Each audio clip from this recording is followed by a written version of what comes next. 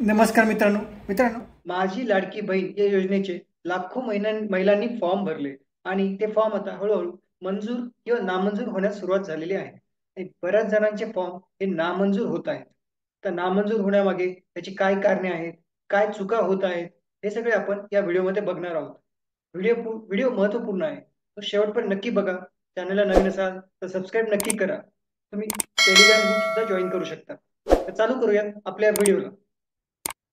मित्रांनो, सगळ्यात महत्वाचं आणि दुर्दैवी कारण म्हणजे ज्या ज्या महिलांनी ज्या ज्या जणांनी फॉर्म मराठीमध्ये भरला आहे त्यांचे फॉर्म बहुतेक करून रिजेक्ट होत आहेत.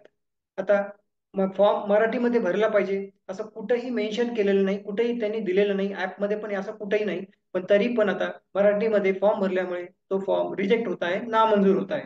आता हे का बरं होत आहे हे सरकारने सांगितलं पाहिजे, पण तसं आता कुठेही दिलेलं नाही. आता दुसरं एक कारण म्हणजे तुम्ही इथे बघू शकता, इथे काय दिसतंय, आधार कार्ड मतदान कार्डची दुसरी बाजू जोडा, पत्तो नमूद नाही. म्हणजे तुम्ही जे पण काही कागदपत्र देत आहात, तुमचं मतदान कार्ड असू द्या, तुमचं आधार कार्ड असू द्या, रेशन कार्ड असू द्या, त्याची पुढची आणि मागची या दोन्ही बाजू द्यायच्या आहेत, तसं ते सांगितलेलं आहे. त्याच्यामुळे अशी चूक तुम्ही करू नका. तुम्ही जोपर्यंत जेव्हाही तुम्ही आधार कार्ड देतात, मतदान कार्ड देतात, रेशन कार्ड वगैरे जे पण देतात, त्याची तुम्हाला पुढची आणि मागची बाजू असं दोन्ही मिळून तुम्हाला ते कागदपत्र जोडायचं आहे. त्याच्यामुळे ही चूक तुम्ही करू नका. आणि दुसरं इथे पत्ता नमूद नाही. आता त्यांनी जे फॉर्म भरताना पत्ता तुम्हाला भरायचा आहे, तो पत्ता बहुतेक इथे भरलेला नसल्यामुळे पत्ता नमूद नाही असा इथे एरर मेसेज आलेला आहे. इथे त्यांना मेसेज आलाय, हे नामंजूर होण्याचं एक कारण आहे. आता अजून एक कारण बघा, तुम्ही इथे काय दिसतंय, अर्जदार केंद्र राज्य शासनाच्या विविध विभागामार्फत राबवण्यात येणाऱ्या आर्थिक योजनेद्वारा दरमहा रुपये 1500 किंवा त्यापेक्षा अधिक रकमेचा लाभ घेत आहे. म्हणजे जो ज्यांनी फॉर्म भरला आहे, ज्या महिलेने फॉर्म भरला असेल, ती महिला दुसऱ्या कुठल्या तरी योजनेचा लाभ घेत आहे आणि तो पैसे जे मिळत आहे ते 1500 पेक्षा जास्त आहेत महिन्याचे.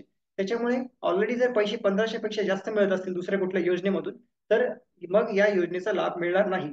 ते एक काम आहे, ते एक कारण आहे तुमचं फॉर्म नामंजूर होण्याचं. आता अजून एक कारण बघा, इथे काय दिसतंय, document not clear, Aadhaar card not clear.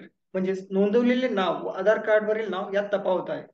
तर ही चूक तुम्ही करू नका. तुम्ही जेव्हा नाव लिहितात फॉर्म भरताना, ते नाव आणि आधार कार्डवर जे नाव दिलंय ते तुमचं इंग्लिशमध्ये फॉर्म भरा. आणि इंग्लिशमध्ये फॉर्म भरताना जे नाव आहे आधार कार्डवर तशाच तसं नाव तुम्हाला फॉर्म मध्ये टाकायचं आहे. तर त्याच्यामध्ये चूक झाली तर तुमचा फॉर्म नामंजूर होणार आहे. आणि तुम्ही document not clear, Aadhaar not clear, म्हणजे तुम्ही जे कागदपत्र जमा करतात, जोडतात फॉर्म भरताना, ते त्यांचं ओरिजिनलचाच तुम्ही स्कॅन करा, ओरिजिनलचाच फोटो काढा आणि मग तो जोडा. तो पूर्णपणे क्लिअर असला पाहिजे. ते जर क्लिअर नसेल तरी तुमचा फॉर्म नामंजूर होणार आहे. आता अजून एक कारण इथे बघा काय दिलंय, बँक खात्याचा तपशील, खातेदाराचे नाव, बँकेचे नाव, खाते क्रमांक, IFSC कोड योग्य नाही. म्हणजे त्यांनी बँक खात्याचा तपशील देताना कुठेतरी काहीतरी चूक केली. खातेदाराचे नाव तरी चुकले, बँकेचे नाव तरी चुकले, काही ना काही त्यांनी चुकीची माहिती भरली. आणि बँक पासबुक अपलोड करणे, म्हणजे त्यांनी जोडताना त्यांचं ते बँक खात्याचा तपशील तर टाकला असेल, समजा तो चुकीचा टाकला, आणि बँक पासबुकचं पण त्यांनी ते कागदपत्र जोडलं नाही. त्याच्यामुळे बँकेचा डिटेल्स टाकताना, तपशील टाकताना तो पूर्णपणे बरोबर टाकायचा आहे आणि सोबत पासबुक सुद्धा जोडायचं आहे. आता अजून एक कारण बघा, सेम इथे पण तेच दिसतंय, बँक खात्याचा तपशील कुठलं तर त्याच्यामध्ये चुकी झालेली आहे आणि अर्जदाराने हमीपत्र दिले नाही किंवा त्याच्यात त्रुटी आहे. आता जे हमीपत्र जोडलंय, एक तर जोडलंच नाही, किंवा मग ते जोडलं तर त्यात चुकी केलेली आहे.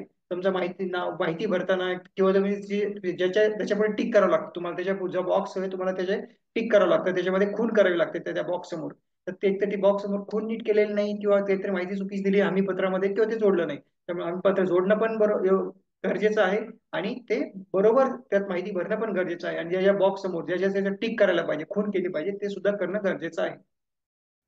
आता बघा, हे खूप म्हणजे कॉमन, म्हणजे खूप बऱ्याच जणांकडे होणारी चूक म्हणजे काय, आधार क्रमांक चुकीचा नोंदवला आहे आणि बँक खाते आधार संलग्न नाही. बँक खाते त्यांनी सरळ सरळ सांगितलेलं आहे की तुम्ही जे बँक खाते देता त्याला आधार कार्ड, आधार नंबर तुमचा जोडलेला असला पाहिजे, तुमचं आधार त्याला संलग्न असलं पाहिजे, लिंक असलं पाहिजे, जोडलेलं असलं पाहिजे बँक खात्याला. ही चूक करूच नका, बिलकुल करू नका. आणि आधार कार्ड तुम्ही चुकीचं नोंदवलंय, आता अशी चूक तर व्हायलाच नाही पाहिजे. तुम्ही जो आधार नंबर टाकताय तो बरोबर टाका, कागदपत्रामध्ये बघून टाका, पण चुकीचं टाकू नका. आणि बँक खाते हे आधारशी जोडलेले असलेच पाहिजे. अजून एक महत्वाचं काय कारण, वैयक्तिक बँक खाते नाही. आता हे खूप पहिल्यापासून सांगत आलेले आहे, तुमचं बँक खातं हे स्वतःचं असलं पाहिजे, ते जॉईंट नसलं पाहिजे, म्हणजे दोघांचं मिळून नसलं पाहिजे, तर स्वतःचं वैयक्तिक खातं असलं पाहिजे आणि त्याला तुमचं आधार कार्ड हे लिंक असलं पाहिजे. वैयक्तिक बँक खाते नाही हा एक कारण आहे तुमचं नामंजूर होण्याचा. ते तुमचं स्वतःच असलं पाहिजे, तसं कामाचं नाही. त्याच्यामुळे अशी काही महत्वाची कारणे समोर येत आहेत. म्हणजे तुम्ही जर ओव्हरऑल तुम्ही सगळं बघितलं त्याच्यामध्ये काय आहे तुमचं, एक तर तुम्ही माहिती भरताना माहितीची तुमचं नाव वगैरे तुम्ही जे भरत आहात, पत्ता वगैरे, तुम्ही आधार कार्ड बघा त्याच्यावर काय नाव आहे तशाच तसं ते भरा.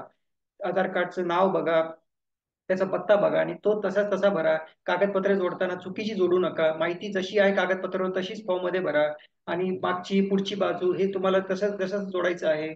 अशा काही गोष्टी आहेत. फॉर्म आता नवीनच गोष्ट त्यांनी समोर आणली की फॉर्म मराठीमध्ये भरला तर तो रिजेक्ट होत आहे, नामंजूर होत आहे.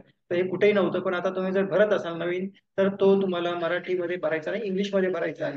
आणि समजा तुमचं नामंजूर झालाच, जर तुम्हाला आता परत चान्स आहे, तुम्ही तो परत भरू शकता. नव्याने तुम्हाला सुरुवात करावी लागेल भरायला परत, मग तो तपासणीसाठी पुढे जाईल. पण तुम्ही आता परत भरू शकता.